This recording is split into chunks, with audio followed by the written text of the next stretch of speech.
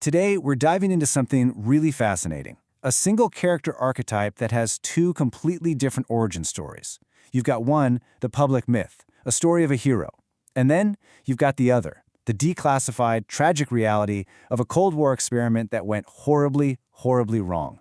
It's an incredible look at how the exact same philosophy can create both a savior and a monster. So to really get this, you have to step into a world where ideas aren't just, abstract things you debate in a classroom. Nope. Here, they are tangible, powerful forces. This is a world where philosophy is, quite literally, firepower. And a perfectly timed argument can be way more devastating than a bomb. Okay, so first, let's start with the public myth. This is the story everyone knows about Baron Friedrich Fawn Nicks. He's this brilliant aristocrat, a sorcerer-philosopher who got obsessed with pushing past human limits.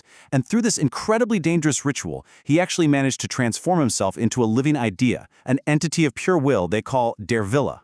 Now, the Baron's whole journey is a textbook example of this Hegelian concept called the negation of the negation. Sounds super academic, right? But it's actually a pretty straightforward three-step process. First, you have a position, the thesis.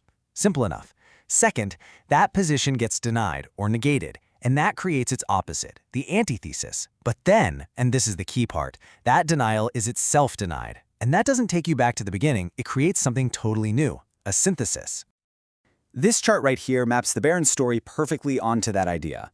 His thesis was his starting point, just a regular limited guy and aristocrat. The antithesis was the ritual of the void, where he basically tried to erase himself, to negate his own finite being. But, and this is so crucial, he then negated the void itself. He denied the denial.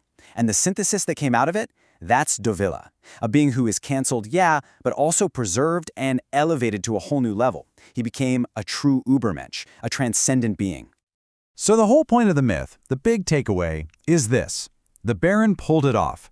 He successfully navigated this whole philosophical gauntlet. He stared into the abyss and he won, coming back as this perfect synthesis of man and idea. A living weapon made of pure will, a guardian for reality itself.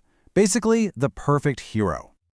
But that's just the myth. That's the story they tell the public. The declassified truth, dug up from old Cold War archives, tells a much, much darker and more cynical story about how this entity really came into being. So let's talk about Project Wille. This wasn't some noble ritual of self-discovery in a castle. No. This was a top-secret, high-stakes government program. And its failure wasn't just a setback. It was an absolute catastrophe. Picture this. It's the 1950s, and West Germany launches this totally covert initiative. It was meant to be their philosophical answer to the UK's genetic super soldier program. But their goal wasn't about building a stronger soldier, it was about weaponizing German idealism itself. They were working on this wild theory that if the world is just will and representation, then someone who could manipulate that representation could literally control reality. They were trying to create a metaphysical super soldier. And this quote from the files, man, it just says it all. Their goal wasn't a soldier who could throw a tank. It was one who could convince the tank driver that the tank did not exist. I mean, think about that. They were trying to create a weapon of perception. It's a truly mind-bending way to think about warfare. So here's how the protocol was supposed to go.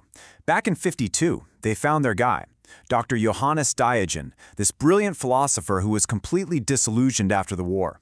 For 3 years, they kept him in a coma, having him live inside a simulation of the best of all possible worlds, this idealized 18th century Enlightenment society.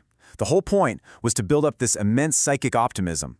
But then, in 1955, the project's handler, a real cynic codenamed Mephisto, sabotaged the whole thing. He hacked the simulation and staged the senseless death of Diogen's simulated wife just to completely shatter his belief in reason. And this was the critical moment of sabotage. The entire project, everything, hinged on a single trigger word to wake up their new super soldier.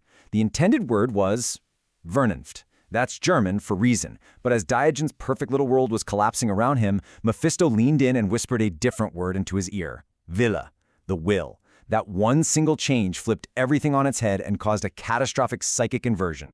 So, instead of creating this beacon of hope, this champion of logic, the sabotaged experiment produced something else, something horrifying, a tragic synthesis that actually weaponized despair itself. Dr. Diogen woke up as a skeletal, ragged wraith they called the Pale Cynic. His mind was shattered, and his consciousness was now bound to a spirit of pure negation.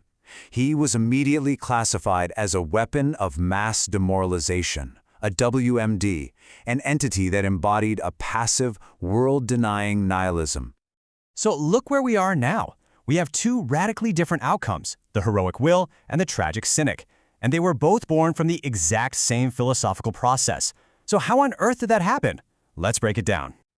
This slide shows how Project Wille was basically a dark mirror of the Baron's journey. The thesis? That was Dr. Diogenes' optimism in his perfect little simulated world. The antithesis? The sabotage, that senseless tragedy that shattered his belief in reason. But the synthesis, triggered by the wrong word Wille, was a complete disaster. Instead of preserving and elevating reason, it just canceled it, wiped it off the board entirely, leaving only a ghost of pure negation. To put it another way, the source material has this fantastic analogy. It's like scientists are trying to synthesize a life-saving antibiotic. But in the final, critical step, a saboteur inverts one key compound. The result isn't a failed cure, it's a potent new poison. A poison that attacks the body's very will to live. That is exactly what happened to Dr. Diogenes' mind. So the crucial difference, the thing that changes everything, is in that final synthesis. In the myth, der Wille achieved Aufheben. It's a German term that means to both cancel and preserve at the same time, elevating his humanity. But in reality, with the pale cynic, reason was just canceled, gone. Der Wille imposes his will on reality, while the pale cynic negates the will of others, making him a weapon of pure existential despair. And all of this leaves us with a pretty fascinating question, doesn't it? The Baron fought to keep monstrous ideas from becoming real. The cynic became one. So, in our own world, a reality that's just saturated with information and competing ideologies, what modern zeitgeists, what spirits of the age, are feeding on our collective attention right now, trying to impose their own version of reality on us? Definitely something to think about.